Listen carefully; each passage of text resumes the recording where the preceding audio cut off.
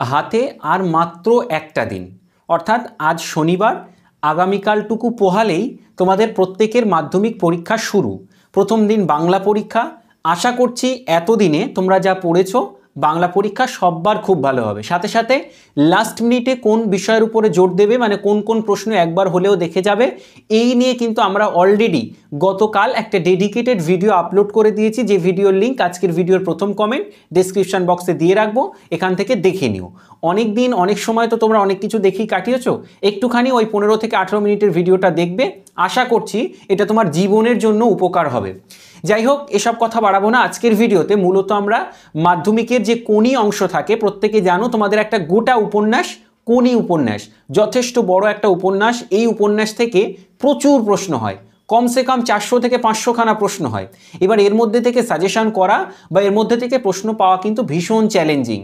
কিন্তু আজকের ভিডিওতে তোমাকে বেশ কিছু হাইলাইটেড প্রশ্ন বলে দেব, যে প্রশ্নগুলি কোনি উপন্যাসের কথা মাথায় এলেই প্রশ্নগুলি আমাদের চারপাশে ঘোরাফেরা করে, এবং পরীক্ষাতে দেখা যায় প্রতি বছর এই হাইলাইটেড প্রশ্নগুলো থেকে কিছু না কিছু প্রশ্ন কমন থাকেই থাকে। সেজন্য আজকের ভিডিওটা প্রথম থেকে শেষ পর্যন্ত দেখো। বিশেষ করে যারা কোনি নিয়ে এতদিন ভয় করছিলে বা যাদের চিন্তার বিষয় ছিল যে কোনি নিয়ে কি হবে, তোমরা জানো এখান থেকে কিন্তু একটা হিউজ নাম্বার, 3টে প্রশ্ন দেওয়া হয়, 5 নাম্বার করে, তার মধ্যে 2টো লিখতে হয়, অর্থাৎ অ্যাটেন এনি 2 আউট অফ 3। এখান থেকে কিন্তু তোমরা 10টি নাম্বার ক্যারি করতে পারবে, যে নাম্বারটা কিন্তু খুবই গুরুত্বপূর্ণ। সুতরাং আমি চাইছি প্রথম থেকে আজকের ভিডিওটা শেষ পর্যন্ত প্রত্যেকেই তোমরা দেখো। ভিডিওতে যে কয়েকটি প্রশ্ন বলে দেব, পরীক্ষার আগে একটুখানি চোখ বুলিয়ে যাও। প্রত্যেকটা যে পুরো মুখস্থ করে যেতে হবে বিষয়টা এমন নয়, যে আর কি অংশে এই প্রশ্নগুলির লাইনগুলো থাকবে সেই অংশটুকু একটুখানি গল্পের মতো পড়ে নেবে, যেন তুমি বানিয়ে হলেও লিখে আসতে পারো। পরীক্ষার খাতাতে কিন্তু হুবহু তোমার বইয়ের কথা লিখতে হবে, কোথাও এমন দিব্যি দেওয়া নেই। তোমার সহায়িকা বই, তোমার সাজেশন বইতে যা লেখা আছে তোমাকে সেটাই লিখে আসতে হবে, তোমার টিচার যে নোটস দিয়েছে সেটাই লিখে আসতে হবে, আমরা যা ভিডিওতে বলেছি সেটাই লিখে আসতে হবে, এরকম কোনো দিব্যি নেই। তুমি পরীক্ষার খাতাতে যতটা তুমি নিজস্বতা দেখাতে পারবে, মাথায় রাখবে একটা কথা বলে দিচ্ছি, এই নিজস্বতা দেখাতে পারলেই তোমার খাতাটা, তোমার উত্তর লেখাটা আরও বেশি প্রাণবন্ত হয়ে ওঠে, আরও বেশি এক্সামিনারকে আকৃষ্ট করে। সুতরাং আমি বলবো তুমি নোটসগুলো পড়ো, সাথে সাথে নিজস্বতাও মানে নিজস্বতা অ্যাপ্লাই করো পরীক্ষার খাতাতে, তাহলে কিন্তু তুমি অনেকটা বেশি নাম্বার ক্যারি করতে পারবে।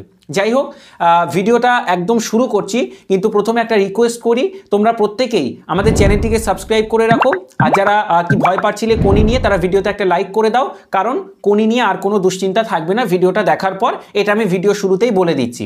আজকের ভিডিওতে একদম হাতে গোনা কয়েকটা প্রশ্ন বলে দেব। ভিডিও শুরু করছি, তার আগে বলছি যারা চ্যানেলটিকে সাবস্ক্রাইব করোনি সাবস্ক্রাইব করে দাও।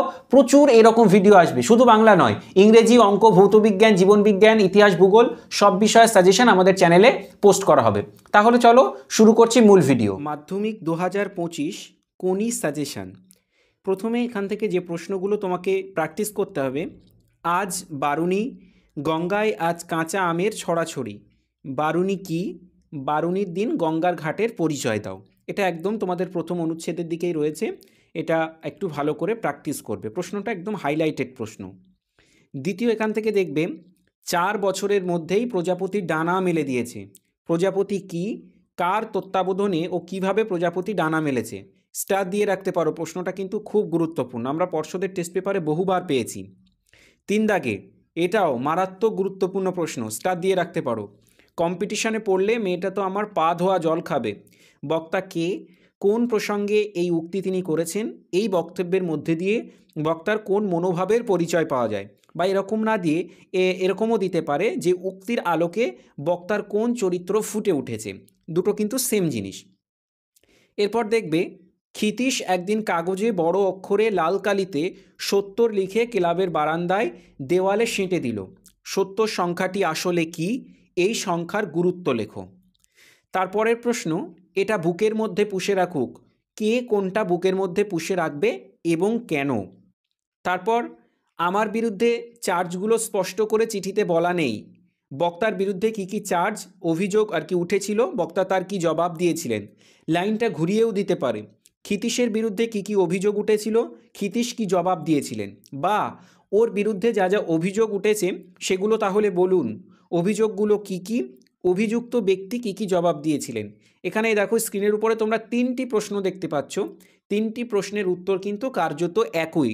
সুতরাং তোমাকে বুঝতে হবে বা প্রশ্ন দেখে চিনে নিতে হবে যে কোন প্রশ্নের উত্তরের সঙ্গে কোন প্রশ্নের উত্তরের মিল। এর জন্য তোমাকে উপন্যাস সম্পর্কে কিন্তু একটু সম্যক ধারণা থাকাটা ভীষণ জরুরি। তোমাকে আমি এই মুহূর্তে সাজেস্ট করব তোমরা অন্ততপক্ষে এর যে বিষয়বস্তু হয় সেগুলো একটুখানি তোমরা কোনো সহায়িকা বই দেখে একবার পড়ে নিও। পরবর্তী যে প্রশ্নটা রয়েছে, তোর আসল লজ্জা জলে আসল গর্বও জলে। বক্তা কে, কার উদ্দেশ্যে তিনি একথা বলেছেন, বক্তার এরূপ মন্তব্যের কারণ কি? খুব খুব গুরুত্বপূর্ণ একটা প্রশ্ন। তোর আসল লজ্জা জলে তোর আসল গর্বও জলে। এর পরের প্রশ্ন, কোনি উপন্যাসে লীলাবতী কিভাবে স্বামীর অর্থাৎ ক্ষিতীশবাবুর যোগ্য সহধর্মিণী হয়ে উঠেছেন তা আলোচনা করো। বা আর কি লীলাবতীর চরিত্র এখানে মানে ক্ষিতীশবাবুর যোগ্য সহধর্মিণী কিভাবে হয়ে উঠেছেন সেটা তোমাকে এখানে লিখতে হবে। তারপরের প্রশ্ন, ঘাটে থই থই ভিড়, ভিড়ের কারণ কি, এই ভিড়ের বর্ণনা দাও। এই প্রশ্নটা কিন্তু মোরাললেস সেম, ওই আজ বারুনি গঙ্গায় আজ কাঁচা আমের ছড়াছড়ি এরকম একটা লাইন যেটা বললাম একদম প্রথম প্রশ্ন, সেই প্রশ্নের সাথে এই প্রশ্নের উত্তরের আর কি একদম মোরাললেস দুটো সমান। তারপর কোনির সাফল্যের পিছনে ক্ষিতীশবাবুর অবদান আলোচনা করো, খুব গুরুত্বপূর্ণ প্রশ্ন। এরপর অবশেষে কোনি বাংলার সাঁতার দলে জায়গা পেল। কোনি কিভাবে বাংলা সাঁতার দলে জায়গা পেয়েছিল। পরে ওইটাই তো আমি রে, যন্ত্রণাটাই তো আমি। বক্তা কে, বক্তার এরূপ মন্তব্যের তাৎপর্য বিশ্লেষণ করো, খুব খুব গুরুত্বপূর্ণ প্রশ্নটা।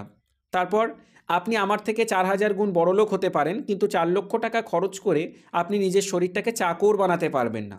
কে কাকে কোন প্রসঙ্গে কথা বলেছেন, শরীরটাকে চাকর বানানো বলতে কি বোঝানো হয়েছে।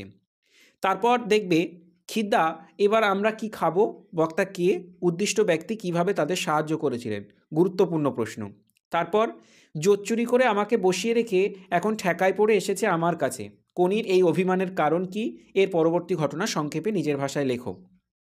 তারপর প্রশ্ন, ফাইট, কোনি ফাইট, সাধারণ সাঁতারু থেকে চ্যাম্পিয়ন হয়ে উঠতে গিয়ে কোনিকে কী ধরনের ফাইট করতে হয়েছিল তা নিজের ভাষায় লেখো।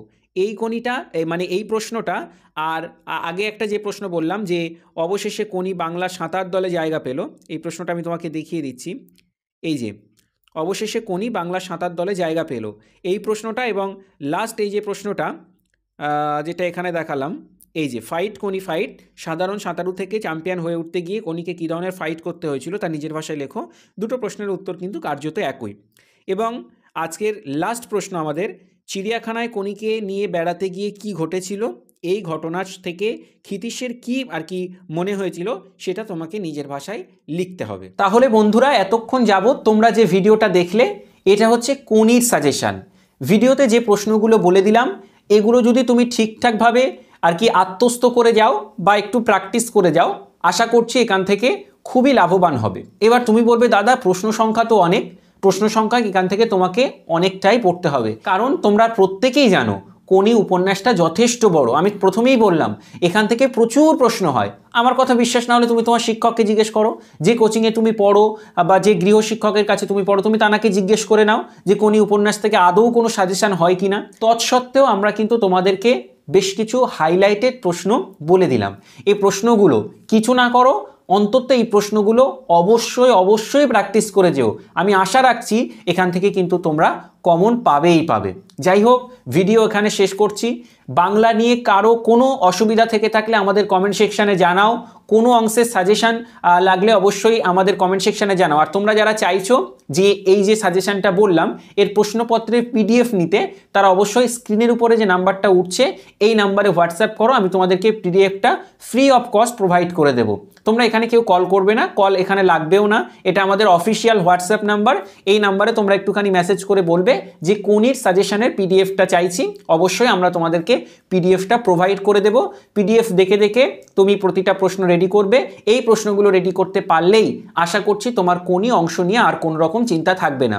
যাই হোক, ভিডিওতে বলা প্রশ্নগুলি মন দিয়ে প্র্যাকটিস করো। তোমাদের মাধ্যমিক পরীক্ষার জন্য অনেক অনেক শুভেচ্ছা, শুভকামনা সবই রইল। তোমরা একদম চিন্তা করো না, এতদিন যা পড়ে এসেছো সেগুলোই তোমাদের পরীক্ষার খাতাতে থাকবে। প্রত্যেকেই তোমরা নির্দিষ্ট সময়ে ইউনিফর্ম পরে রেজিস্ট্রেশন, অ্যাডমিট এবং যাবতীয় যা যেখানে প্রয়োজন হয় সেগুলো নিয়ে প্রত্যেকে নির্দিষ্ট টাইমে সেন্টারে চলে যাবে। প্রথম দিন চেষ্টা করবে একটু আগে থেকে সেন্টারে প্রবেশ করার।